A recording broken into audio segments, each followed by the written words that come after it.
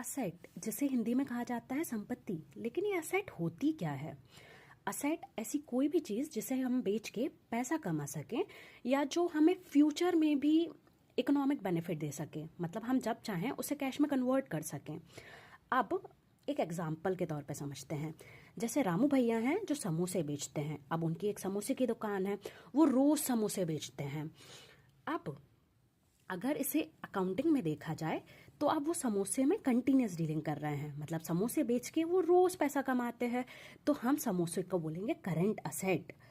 और उनकी जो दुकान है वो तो फिक्स्ड है ना, वो तो कई टाइम तक चलेगी। अब दुकान को तो नहीं बेच रहे हैं ना वो रोज, तो दुकान को बोला जाएगा फिक्स्ड असेट। मतलब ऐसी कोई भी चीज जो 1 साल से ज्यादा तक टिके उसे फिक्स्ड असेट कहा जाता है।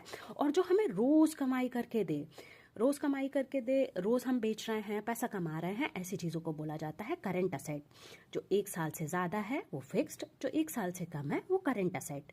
इनको टेंजिबल असेट भी बोला जाता है। मतलब ऐसी कोई भी चीज जिसे टच किया जाए, जिसे देखा जा सके, वो टेंजिबल असेट्स कहते हैं। फिर रामू भाई की अपनी बहुत इज्जत है सोसाइटी में, उन्हें शहर में बहुत लोग जानते हैं कि रामू भाई बहुत टेस्टी समोसे बेचते हैं, तो उनकी रेपुटेशन के कारण लोग उनके समोसे खरीदने के लिए आते हैं। तो इस रेपुटेशन या गुडविल को बोला जाता है इंटेंजिबल असेट। जो चीज़ बस फील की जा सके, ना टच की जा सकती है ना देखी जा सकती है, तो उसे बोलते हैं इंटेंजिबल असेट। आई होप अब आपको असेट बहुत अच्छे से समझ में आया होगा। Thanks for watching.